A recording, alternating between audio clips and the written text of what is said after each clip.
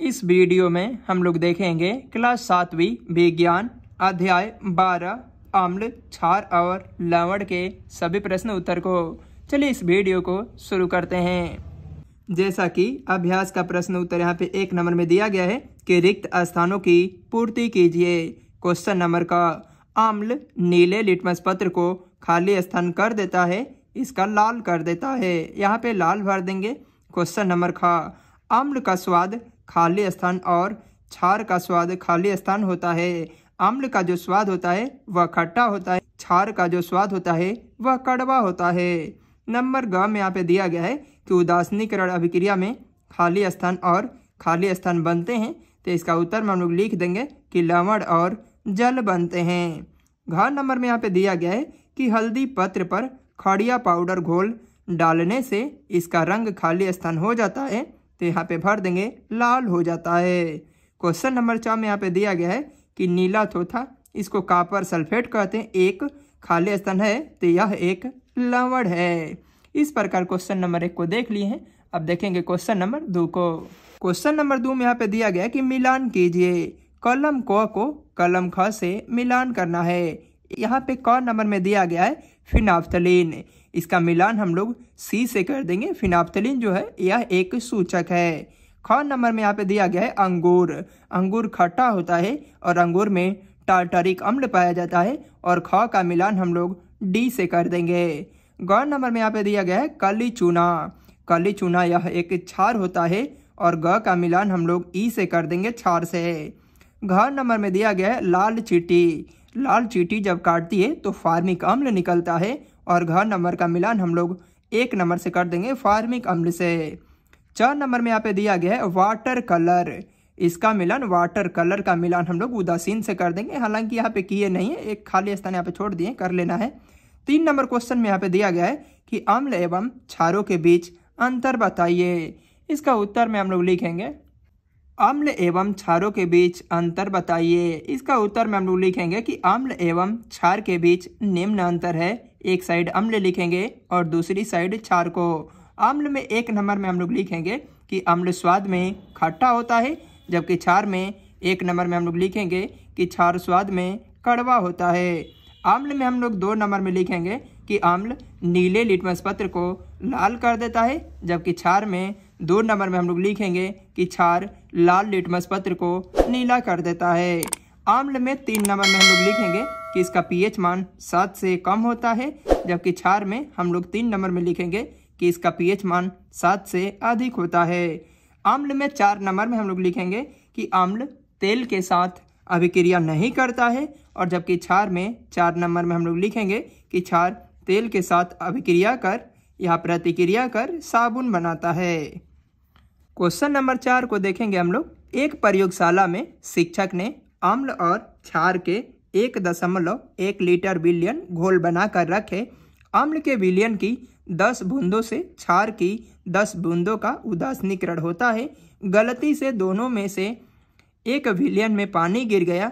जब फिर से उदासीनीकरण किया गया तो अम्ल की 10 बूंदों के लिए क्षार की 15 बूंदें लगी।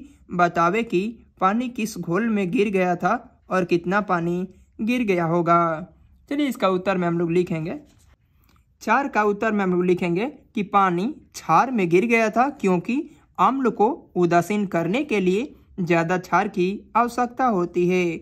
चूँकि 10 बूंद अम्ल को उदासीन करने के लिए 15 बूंद क्षार लगते हैं, इसीलिए 1 बूंद अम्ल को उदासीन करने के लिए 15 बूंद में हम लोग 10 से भाग दे देंगे, तो 15 में 10 ले भाग दे देंगे, 1.5 बूंद आएगा, अर्थात 1 सही 1/2 गुणा अधिक क्षार लगते हैं।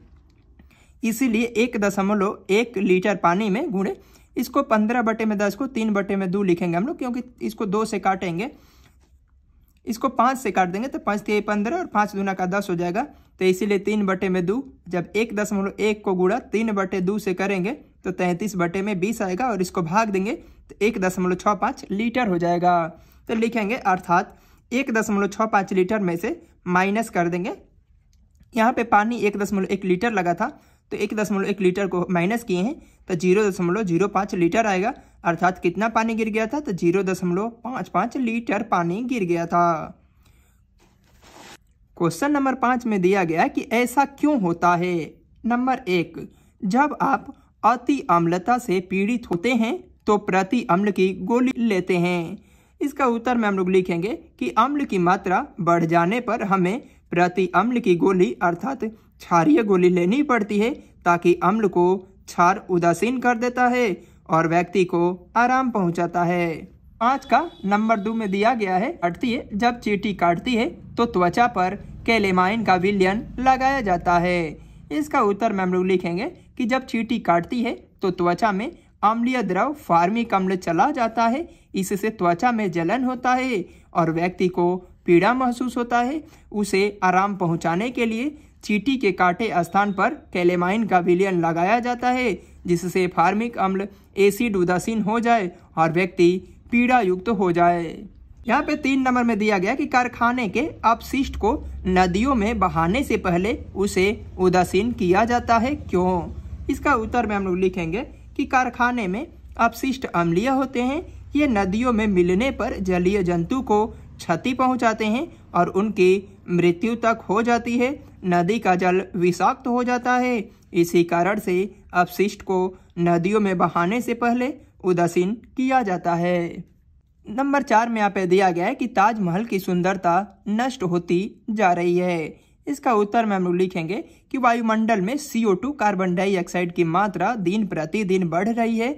यह नमी के साथ अभिक्रिया कर कार्बनिक अम्ल बनाता है। पृथ्वी पर कारखाने से निकले CO2, SO2, नाइट्रोजन ऑक्साइड जैसे जैसे वायुमंडल के माध्यम से वर्षा जल में मिलते जाते हैं, वैसे वैसे कार्बनिक अम्ल, सल्फ्यूरिक अम्ल, नाइट्रिक अम्ल इत्यादि तैयार होता है, जो वर्षा के साथ नीचे आता है। ऐसे ही अम्लीय वर्षा के कारण ताजमहल की सुंदरता कम होते जा रही है।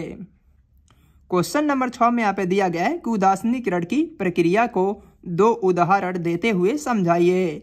इसका उत्तर में हम लोग लिखेंगे कि अम्ल और क्षार के बीच होने वाली अभिक्रिया को उदासीनीकरण कहते हैं। इस अभिक्रिया में ऊष्मा से नियुक्त होने के साथ जल और लवण बनते हैं।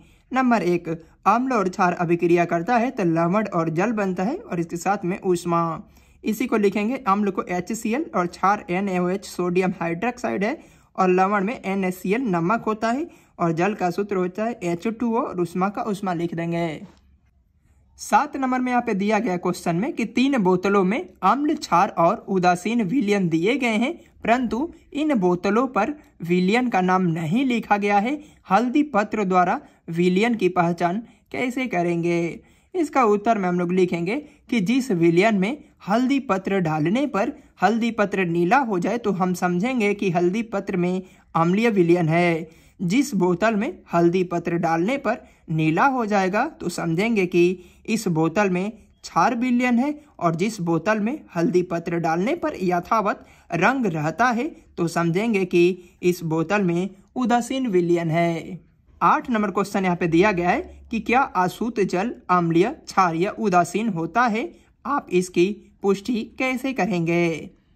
इसका उत्तर में हम लोग लिखेंगे अशुद्ध जल उदासीन होता है। इसकी पुष्टि के लिए इसमें हम लिटमस पत्र को डालेंगे तो इसके रंग में कोई परिवर्तन नहीं होता है, तो अतः हम कह सकते हैं कि अशुद्ध जल न तो अम्लीय है और न ही क्षारीय है, यह उदासीन है। क्वेश्चन नंबर 9 में यहाँ पे दिया गया है कि नीले लिटमस पत्र को एक विलयन में डुबोया गया, यह नीला ही रहता है, तो इस विलयन की प्रकृति क्या है? इसका उत्तर में हम लोग लिखेंगे कि नीले लिटमस पत्र को विलयन में डुबोया जाए पर उसका रंग नहीं बदलता है, अर्थात वह नीला ही रह जाता है, तो दिया गया विलयन उदासीन होता है। इस प्रकार हम लोगों ने इस वीडियो में अध्याय 12 अम्ल, क्षार और लवण के सभी प्रश्न उत्तर को देख लिए हैं। मिलते हैं नेक्स्ट वीडियो में अध्याय 13 मिट्टी के सभी प्रश्न उत्तर के साथ में।